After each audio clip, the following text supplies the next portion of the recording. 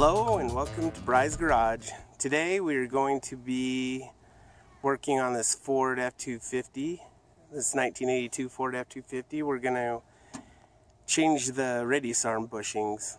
I'm getting a loud clunking sound coming from the bottom. Sounds like a person underneath my truck beating it with a hammer. I was able to diagnose what it was by simply putting my hand on the radius arm, and I could feel the clanking coming through the radius arm. It sounded like it may be somewhere between the axle or the radius arm, but the sound was definitely louder through the radius arm. So I'm going to show you the end result, and then I'm going to show you the process of how I ended up changing the radius arm bushings. Okay, so these are my new radius arm bushings. As you can see, there's one on the passenger, and way over there there's one on the driver's side, if you can see that. But again, I was able to determine that it was coming from this. I'd simply put my hand on the radius arm here, and then I had somebody who would turn the steering wheel, and you could actually feel the vibration, the clunkiness, that sound. You could feel it vibrate through the radius arm. You could feel it upwards too, but definitely most of it was coming from here, and it was coming from my passenger side.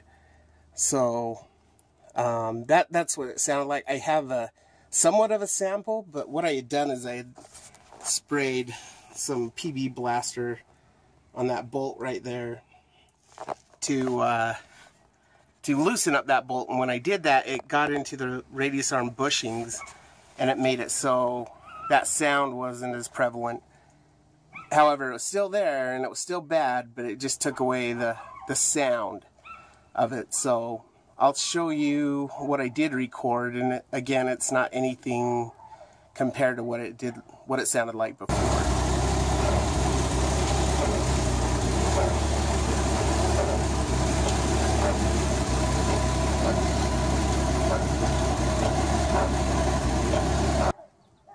Okay, now I'm going to take you through the process of how I actually ended up completing this project, this fun little project. Alright, so before you begin this, make sure you're wearing safety glasses. These are some tinted ones. Wear your gloves. Don't be silly. You'll get things in your eyes working under the vehicle, so do your job safely. Protect yourself. So one thing you'll want to make sure that you do is chock your tire. It tends to roll forward as you remove your bracket. Hey, so just a word of advice, you can take it or leave it. Before you intend to try to do this project, you want to spend at least the day before trying to get these bolts off, these two bolts. Your main radius arm bolt, and then that one for the bracket. You just want to spray that nut, use your impact wrench if you have one, which I would highly recommend. But anyway, that will help. I'm showing you right now, these are the new bushings. These are polyurethane. They come in a kit. You get all that in your kit, and that's what all the stuff is on the radius arm. I'll show you how to put the little puzzle together. It's quite simple, but anyway, again, these are polyurethane. There are also rubber. There's a debate on which is better, which lasts longer, OEM versus, some of the other ones, but this is what I bought, so this is how it goes. It's first this thing that goes on the radius arm first, then this bushing next, like so. Then that hooks onto the bracket like this, so it's sitting in like that. Okay, once that's in, you got this little plastic sleeve here. It sits down like that. Then you got this deal. it sits in there like that. So just right like that. Then the washer. Lastly, the nut. So that's the orientation of it. Here are my new bolts. These bolts and nuts are, the bolts are, what are they, 1/2 inch by 1 1/4 inch long. The nuts are, the nut and the bolt head are 17, I believe. So, or I'm sorry, 19. They're 19. So, yeah, these are grade 8 bolts, metric.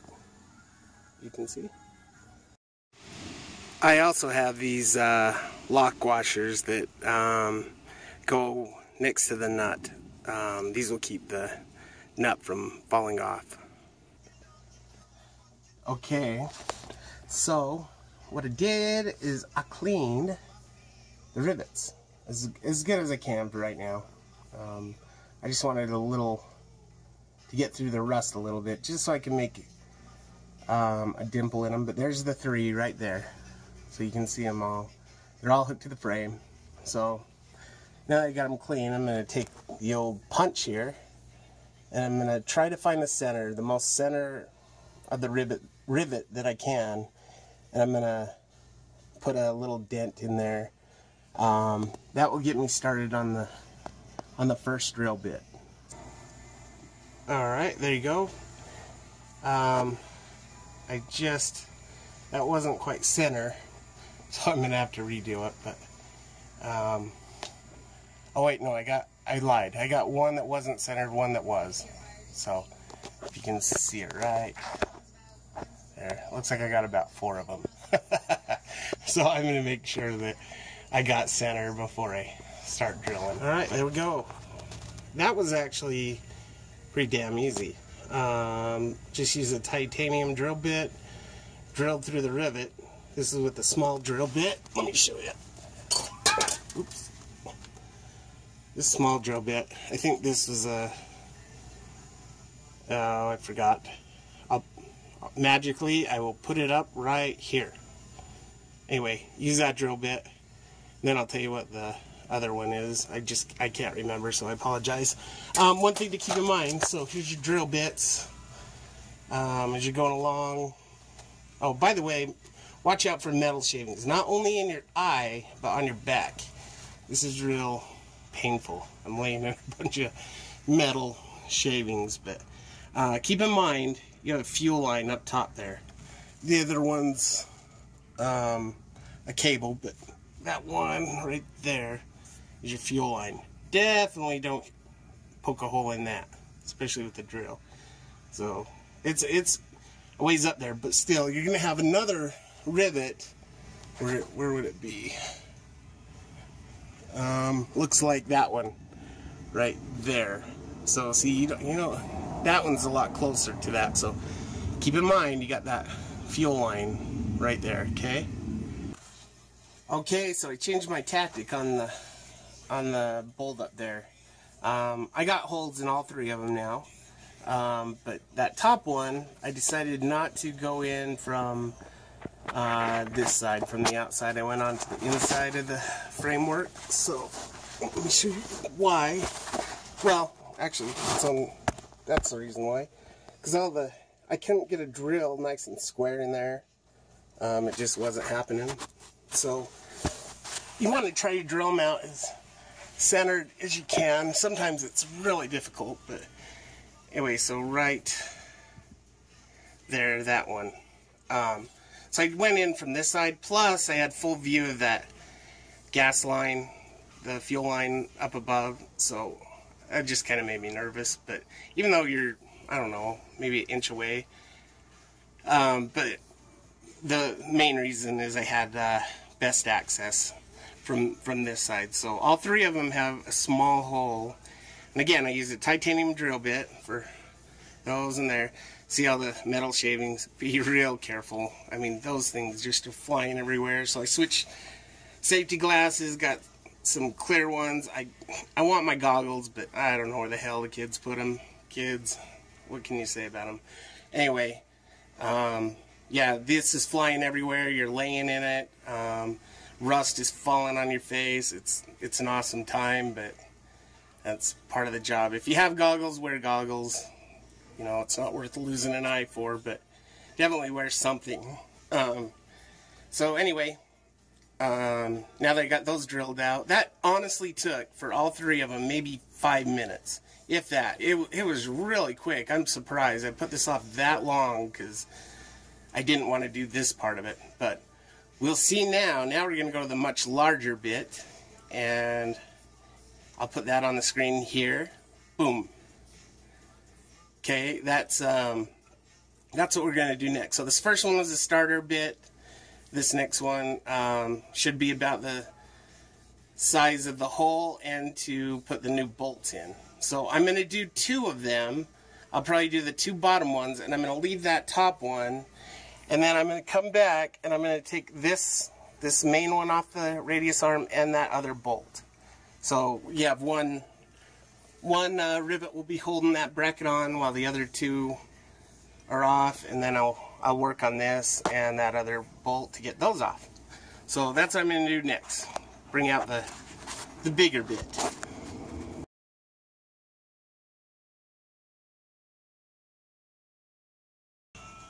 Here is a look at the tools that I used to pop out those rivets. Drill through them and pop them out. First started with this, the hole punch, as I showed you. I next went to this. This is a starter hole after I get the original divot from the punch. I believe this says 7/8, but it's pretty scarred up to see what it says. But one about that size, just make sure it's for heavy, thick metal. And I mean, it literally took five minutes to pop a hole through all those rivets with this thing and some penetrating oil, just keeping it nice and cool. I then went to these 2. It actually comes in a set of 3, but I busted one somewhere there. And I didn't have these at first, so let's say I didn't have those, and I had this. This was, I believe, 27/64. This is bigger, and this is what I was originally using right after that. It didn't work so well.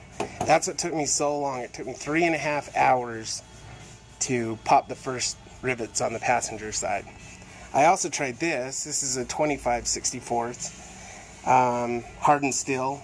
The reason I didn't like this one, see how it has a rounded end right there that goes into your drill? All it did was keep spinning around all the time, where this one, it's more squared off, or triangle, whatever that is.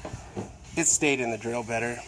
And then finally I used a big iron hammer there and a chisel to pop the remaining part of the rivet. So keep that in mind. That's what I originally used. I then went to our favorite cheap place and bought these. Like I said, one broke, but man, it made the driver's side so much faster. I was able to finish the drive side in about 2 hours, completely 2 hours. So buy you a set of these. It comes in a pack of 3. So, you know, make your dimple, use your hole initiator drill bit, if you will. Then use these. I started with this, then went bigger. Keep in mind, don't go too big. Don't, you know, start drilling the frame. Just enough to get through the original hole, which is about a half inch in diameter. This I didn't even use the second time, but anyway, that's what I used to pop out those rivets.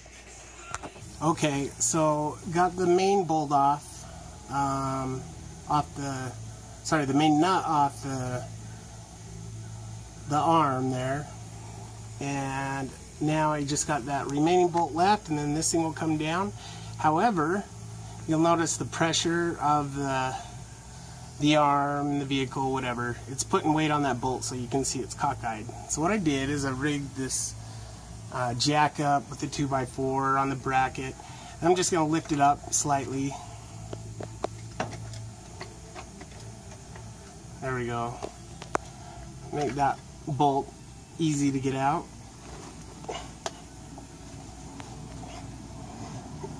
So then I'll just pop it out. Let's see. Where is it? Okay. Here is la bolt. And oh, blocked you. Sorry. So now that's down. So now release the air out slow here. And this should come right down.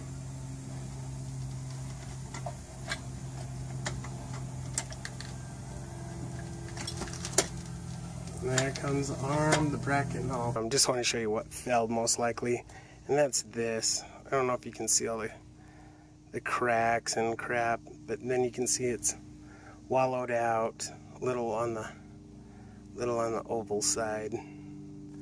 It's just old and worn out. That side doesn't look too bad. All the other parts don't look too bad though. This rubber piece looks fine.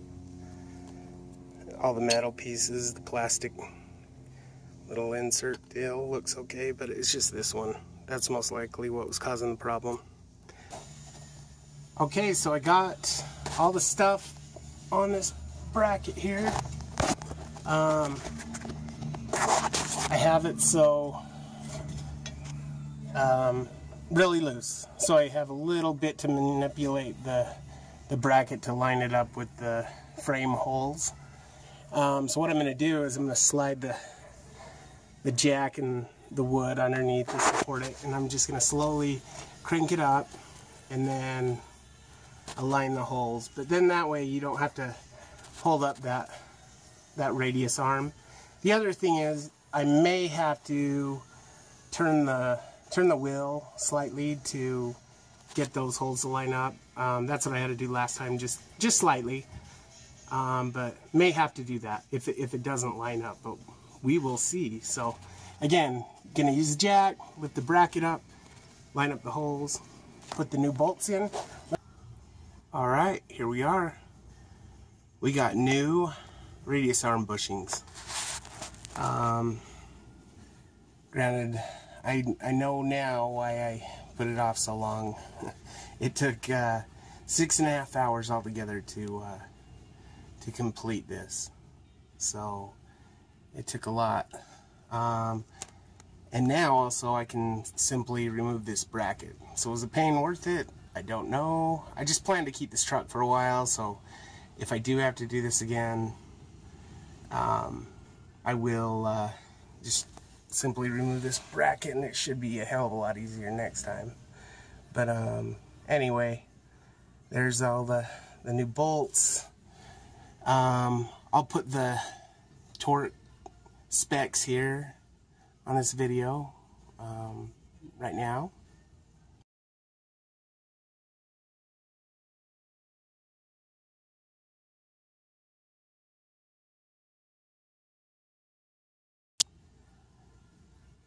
And yeah, so anyway, I hope this helps you replace yours if you decide to go this route.